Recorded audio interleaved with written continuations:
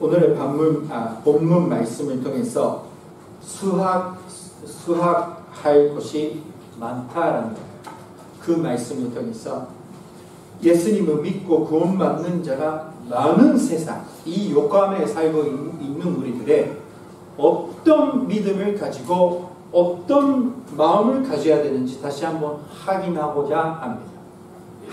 얼마나 아주 중요한 말씀이 우리들이 오늘 예수님 통해서 듣게 되는 겁니다. 자, 오늘 말씀에 35절 말씀 보면 이렇게 써 있습니다. 예수께서 모든 도시와 마을에 두루 다니사 그들의 해단에서 가르치시며 천국 복음을 전파하시며 모든 병과 모든 약한 곳을 고치시니라. 이렇게 써 있습니다. 이 말씀에 통해서 예수님이 하셨던 일들을 우리가 이해할 수가 있습니다. 예수님을 하셨던 일들은 뭐냐면 세 가지 여기에 나옵니다. 무슨 말이에요? 여기 보면 순서대로 보면 모든 도시와 마을에 해당해서, 해당하는 것은 예배당 같은 곳입니다. 말씀을 가르치시는 교육 사역입니다. 교육 사역을 했었습니다. 예수님을 말씀을 가르쳐 주셨습니다. 교육하시는 거예요. 교육을 시켜주시는 겁니다. 그리고 다음으로는 주 예수를 구세주로 믿음으로 제사함을 받고 구원받음을 전파하시는 전도죠. 선교 사역을 하셨습니다. 선교 사역. 그리고 마지막으로 모든 병과 약한 곳을 기적적으로 고치심으로 천국이 가까웠음을 중고하신 치유 사역을 하셨습니다. 예수님이 하셨던 사역은 교육 사역, 가르쳐 주시는 것, 선교 사역, 전도하는 것, 그리고 치유 사역입니다. 그러므로 우리 요가마 교회도 예수님을 하시는 그 요가를 그대로 순종해서 말씀을 가르치고 복음을 전하여 몸과 마음의 지유를 위해 기도하고 있는 것입니다. 우리가 해야 되는 일, 여러분들 잘 아시죠? 전도만 하는 거 아니에요. 말씀을 가르쳐주고, 그리고 말씀만 가르쳐주는 거 아닙니다. 치유를 위해 기도하고 또 말씀을 전파하는 자가 되어야 됩니다. 몸과 마음의 치유. 자, 그런 사역이 하기 위해서 우리가 어떤 마음을 가져야 되는지 다음에 보겠습니다. 36절 말씀 보니까 이렇게 써 있습니다. 36절 말씀 다 같이 읽겠습니다. 시작.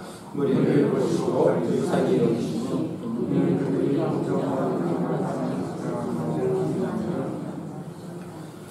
자, 예수님은 이 말씀 보면 무리를 보시고 불쌍히 여기시니, 예수님은 전도하고 가르치시고 기적적으로 병을 고치시는 그 이유가 되는 것은 사람들이 보고 불쌍해 여기는 그 마음이 때문에 하시는 겁니다. 내가 해야 되니까 한다라는 거 아니에요. 너무나 불쌍해 여기서 너무나 불쌍하다고 생각해서 예수님은 죄에서 빠져 있었던 사랑하는 형제자매를 구원해 주셔서 교회로 인도해 주시는 겁니다. 너무나 죽고 있기 때문에, 영적으로 희망이 없는 세상에 살고 있기 때문에 너무나 안타까운 마음으로, 그 마음으로 우리를 구원해 주시는 거예요. 맞아요. 여러분들이 착해서 교회를 나가게 해주시는 겁니다. 아닙니다. 불쌍히 여기시는 거예요. 이 마음으로 모든 것을 해주시는 겁니다. 그러면 우리들도 마찬가지예요. 우리 주님이 그런 마음을 가지고 계셨다면 우리들도 그 마음으로 모든 행동을 해야 되는 겁니다. 형제자매부터 시작했고, 아는 사람, 친구, 가족, 그 사람들 보면서 불쌍하다. 너무 안타까운 사람들이다. 마음이 아프다. 그것부터 우리가 기도하고 전도하는 사람이 되라라는 겁니다. 그거 아니면 이상한 마음으로 하는 겁니다. 해야 되니까 한다. 그런 것이 뭐가 힘이 있습니까? 자, 예수님은 불사기 여기다 라는 말이 쓰시는데 그 말로 설명하고 있는데 그것이 잔작 내장이란 말에서 기원한 것으로 속이 들리는 듣당 아픔을 표현하는 것 말입니다. 이 말씀. 내장이 거꾸로 되면 얼마나 아픕니까? 배에서 나오는 아픔. 그런 아픔으로 사람이 보고 계셨다라는 겁니다. 누가복음 6장 36절 말씀 보면 이렇게 써 있어요. 너희 아버지의 자비로우심을 같이 너희도 자비로운 자가 되라. 예수님 우리에게 말씀하시는 겁니다. 너희도 하나님 아버지가 자비로우심 같이 너희도 자비로운 자가 되면 좋겠다. 그렇게 써 있습니까? 되라라는 거예요. 되라. 하나님 아버지의 사랑, 그 자비로우심을 경험하는 우리들은 반드시 이 자비로운 자가 돼야 되는 겁니다. 알고 있기 때문에. 사랑하는 형제자매, 여러분들이 자비로운 마음이 아직도 남아 있습니까? 불쌍한 사람이 보고 가슴이 아픕니까? 예.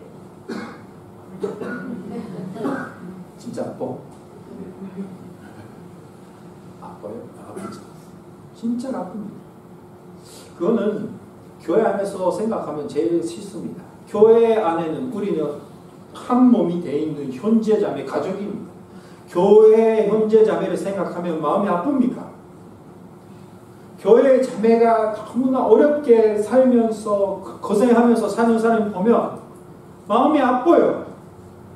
상관없습니까? 아무 느낌이 없습니까? 아무 느낌 없다면 자비로운 마음이 없어지는 겁니다. 아무 역할을 할 수가 없습니다. 그런 사람은 성교도 못하고 전도도 못하고 기도도 못합니다. 그 가슴이 아프게 느껴야 되는 거예요. 그런 마음 예수님이 주셨으니까. 사랑해요 여러분.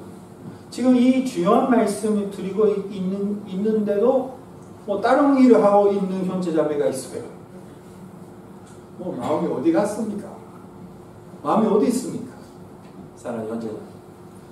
우리 옆에 앉아있는 분들, 그리고 지금 아픔 가운데서 있는 사람들, 믿음의 연약함을 가지고 있는 사람들, 그 아픔을 느끼지 않게 되면 저는 목사를 그만둬야 됩니다. 그 아픔을 느끼지 않으면서 설교를 하면 그 설교가 무슨 사용이 있습니까? 말만 하는 거죠. 그 아픔이, 근데 저는 원래 태어나면서 그런 아픔을 모르는 사람이에요. 너무나. 완따하는 사람이었어요. 제가. 완따 받는 거 아니라 완따하는 사람. 초등학교 1학년부터 심하게 사람들이 완따해갖고 엄마가 얼마나 학교 가는지 모르겠습니다. 그 내용은 얘기 안 해요. 태어나면서 무지하게 나쁜 사람이 태어나는 거예요. 왜 그런지 모르겠지만. 그러니까 저는 마음이 없는 거예요. 애들이 눈물이 흘면서 울면 웃으면서 좋아하는 사탕 같은 사람이 있습니다. 그러니까 문제가 많았어요. 그러니까 원래 마음은 그런 마음이 없는 거예요. 그러니까 제가 이제 성령님이 의지 않으면서 살면 금방 그런 사람이 됩니다. 가끔 그런 사람이 되는 거를 같이 사는 사람을 가끔 보고 있어요. 그러니까 상처를 받고 있는 거예요. 가끔 사탄이 집에 있는 것처럼 느끼는 거예요. 그러니까 조심해야 되는 거죠. 그러니까 저는 그렇게 되면 안 된다라고 조심하고 있습니다. 왜 그러냐면 그 마음이 없어지면 저는 예수님 믿는 신자가 아닙니다. 아니에요. 그냥 교회만 다니고 그냥 교회에 있는 목자죠. 그냥 목사죠.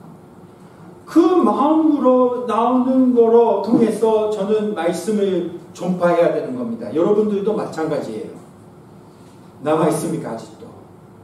자, 우리가 자비로운 불쌍히 여길 수 있는 마음을 계속해서 가질 수 있도록 기도하고 조심해야 하는 여러분 되시길 주님의 이름으로 축원합니다. 37절, 38절 내용 보면 37절 이에 제자들에게 이르시되 추수할 것을 많되 일꾼이 적으니 38절 그러므로 추수하는 주인에게 전하여 추수할 일꾼들을 보내주소서 하라 하시니라. 자, 추수할 것을 많대라는 것은 예수님을 믿고 구원받는 자가 엄청나게 많다라는 겁니다. 어떻게 보면 일본에 사는 영혼들은 일꾼이 많이 없어서 예수님을 모른다고 볼 수가 있습니다. 사람들은 일꾼이 없어서 그건 맞는 이야기입니다. 추수할 것이 많다는 거예요.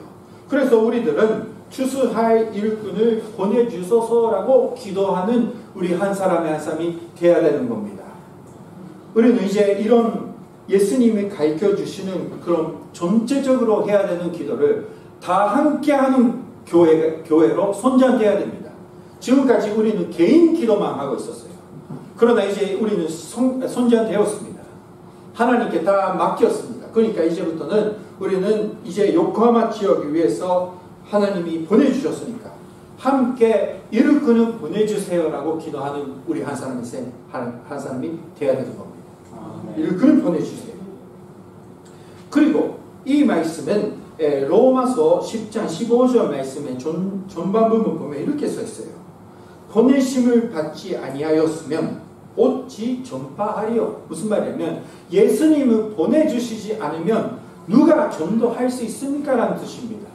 이것을 잊어버리시면 안 됩니다.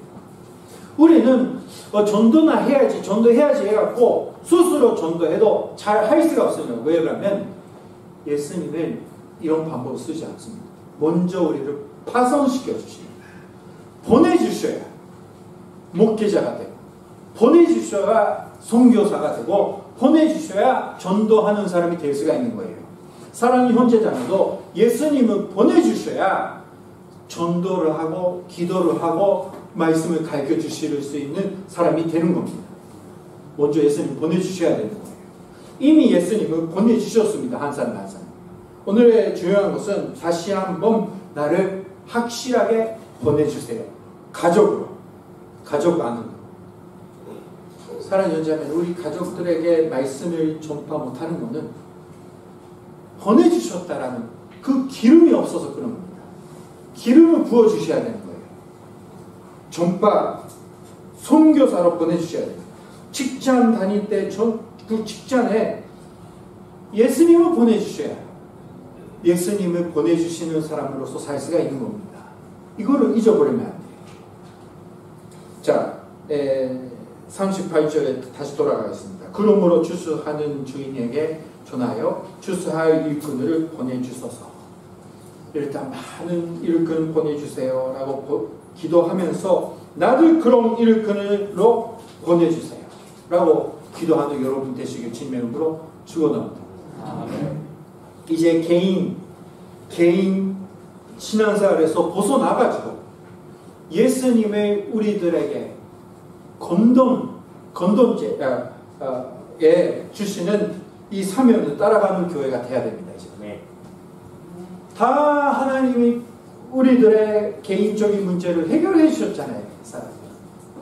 자, 이제부터 함께 일꾼으로 보내주시는 파송을 받은 사람들이 모이는 교회가 되고 이제 불쌍히 여기는 마음이 계속 가지고 있는 사람이 되고 이후에 대수와 많은 사람들이 구원되는 그날이 옵니다. 이 일본에.